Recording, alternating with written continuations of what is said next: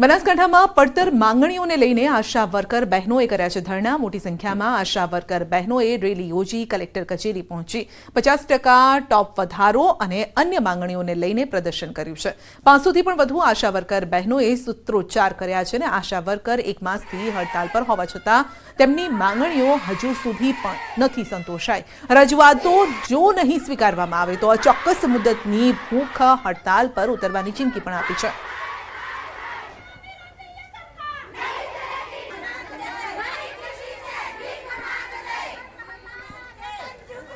આ તરફ રાજકોટ જિલ્લાના ધોરાજીમાં મહિલાઓએ કર્યો છે ચક્કાજામ। કારણ હતું 10 દિવસથી રાધાનગર અને જૂના ઉપલેટા માર્ગમાં પાણી વિતરણ ન થવું।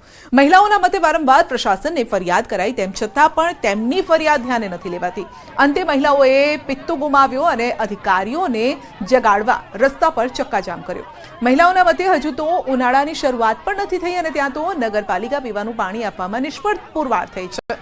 મહિલાઓએ પાલિકા વિરુદ્ધ સૂત્રોચ્ચાર પણ કર્યા અને અંતે ટ્રાફિક જામ થતાં પોલીસ પહોંચી સમજાવટ બાદ મામલો થાળે પડ્યો।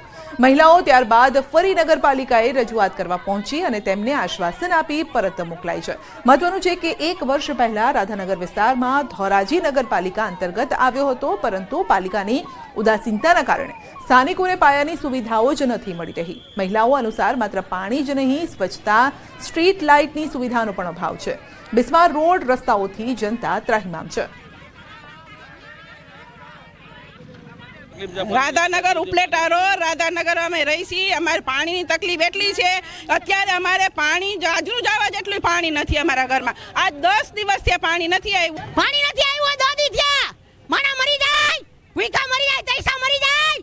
પાણી વિનાના હું કરે માણા? દાદી થયા પાણી નથી આવ્યું, જાઓ ક્યાં? સુધરાઈ વાળા ક્યાં વયા ગયા છે? વેરા લઈ લે છે, પાણીના વેરા લઈ લે છે, ઘર વેરા લઈ લે છે। કચરામાં તકલીફ છે, કચરાની ગાડી ના આવે તો બપોર ટાણે આવે 2 વાગે। એનું કરવું અમારે પાણીની એટલી તકલીફ છે કે 4-4, 5-5 દીએ પણ એ લોકો સરખું પાણી નથી દેતા ને આજના 10-11 દિવસથી અમારે પીવાનું પાણી તક બી નથી। અમારે પીવું કેમ, નાવું કેમ, ધોવાનું પાણી પણ જોઈએ તો ખરી ને। અને કચરાની એટલી ફરિયાદ છે। હજી તો અમારો તહેવાર આવે છે ને હજી તો શરૂઆત થઈ છે અમારા તહેવારની। અમે મોટી રાયતું હતી, અમે એમને નાયા વગરના ક્યાંથી પાણી ભરીને આવ્યા છીએ, તો હવે આટલા દિવસ પછી પણ એ લોકો પાણી નથી દેતા। રાજકોટ જિલ્લાના ધોરાજી પાસે આવેલ રાધાનગરની મહિલાઓ છે તે રોડ ઉપર આવી ગઈ છે। આપણે સીધા દ્રશ્ય બતાવી, દ્રશ્યમાં જોઈ શકો છો કે છેલ્લા 10 દિવસથી પાણી નથી આવી રહ્યું અને કચરાની સફાઈ થઈ છે, તેને લઈને મહિલાઓ છે તે રોષમાં આવી ગઈ છે અને અત્યારે તે ચક્કાજામ કરવામાં આવ્યું છે। રાધાનગરના સીધા દ્રશ્ય છે, જે ઉપલેટા માર્ગ છે, જે રાધાનગર સોસાયટી આવેલ છે, તેના જ દ્રશ્ય આપણે બતાવ્યું સીધા કે આપ જોઈ શકો છો કે અત્યારે મહિલાઓ રોડ ઉપર આવી અને ચક્કાજામ કર્યો। છેલ્લા 10 દિવસથી જે પાણી નથી આવ્યું તેને લઈને નગરપાલિકા હાય નારા લગાવી રહ્યા છે।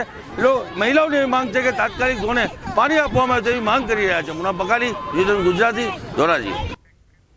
વડોદરામાં પાણી માંગવા માટે ગયેલા વ્યક્તિને મોત મળ્યું છે। વડોદરા મનપાને શર્મસાર કરતી આ ઘટના સામે આવી છે। વોર્ડ નંબર 6ના સુરુચિ પાર્કમાં છેલ્લા 1 મહિનાથી ડ્રેનેજનું ગંદુ પાણી ભળીને આવતા સ્થાનિકો રજૂઆત કરવા પાલિકા કચેરીએ પહોંચ્યા, જ્યાં ઉગ્ર રજૂઆત દરમિયાન એક વ્યક્તિનું મોત થઈ ગયું।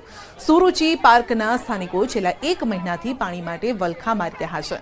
કોર્પોરેટરને રજૂઆત કરી તેમ છતાં ઉકેલ ન આવતા સ્થાનિકો રજૂઆત કરવા પહોંચ્યા અને જ્યાં નિર્દોષ નાગરિકનું મોત થઈ જતા લોકોમાં રોષ છે। કોઈ ધ્યાન આપતું નહીં, કોઈ કોર્પોરેટર બી જોવા નહીં આવતું, કોઈ આવતું નહીં કોર્પોરેશનમાંથી। આ તો બધા કાલે બધા ગયા, ભાઈ ગયા, બધા બોલવા લાગ્યા એટલે ભાઈને આવું થઈ ગયું સાહેબ। અને બહુ કંટાળી ગયા સાહેબ અમે લોકો, ના ગુસ્સો કાઢ્યો એમને, આવું થઈ ગયું, બિચારા એટેક થઈ ગયો। ખાડા ખોદી રહ્યા છે, જો ના ખાડો પહેલી બાજુ ખાડા, હજુ 15 દિવસ છે, કોઈ ધ્યાન નહીં આપતું, કોર્પોરેટર કોઈ આવતું નહીં જોવા માટે। સુરુચિ પાર્કમાં પાલિકાએ ઠેર ઠેર ખાડા ખોદી નાખતા દૂષિત પાણીની સમસ્યા સર્જાય છે। અહીં મોટાભાગના લોકો સિનિયર સિટીઝન હોવાથી પાણી ભરવા જઈ શકે તેમ નથી અને બીજી તરફ રજૂઆત છતાં કોર્પોરેશન ટેન્કરથી પાણી નથી પહોંચાડી રહ્યું। શુદ્ધ પાણી આપવામાં નિષ્ફળ ગયેલું તંત્ર ગંદકી હટાવવામાં પણ નીરસ છે। વિસ્તારમાં ઠેર ઠેર ગંદકીનું સામ્રાજ્ય છે અને ત્યારે તંત્રના પાપે અહીંના લોકો નરકાગાર જેવી સ્થિતિમાં રહેવા મજબૂર બન્યા છે। લોકો વેરા પરસેવાના પૈસાથી વેરા ભરતા હોય તો પણ એમને ચોખ્ખું પાણી એક સમય પાણી આપતા હોય, 1 કલાક પણ તમે ચોખ્ખું પાણી આપી નથી શકતા। એટલે આ સત્તાધારી પક્ષના અધિકારીઓની અનવડતના લીધે આવી વડોદરા શહેરની પ્રજા હાલાકી ભોગવી રહી છે અને આવો બનાવ બહુ દુઃખદ ઘટના કહેવાય। આ તરફ તંત્ર પોતાની નિષ્ફળતા છુપાવવાના બદલે રજૂઆત કરતાના મોતને લઈને સ્થાનિકોને જવાબદાર ઠેરવી રહ્યું છે. સ્થાયી સમિતિના અધ્યક્ષે ભૂલ સ્વીકારવાના બદલે નાગરિકોના માથે દોષનો ટોપલો ઢોળી દીધો અને કોઈની ઉશ્કેરણીથી લોકો રજૂઆત માટે આવ્યા હોવાનો રાગ આલાપ્યો. સાથે જ દૂષિત પાણી માટે પણ સ્થાનિકોને જ જવાબદાર ઠેરવ્યા.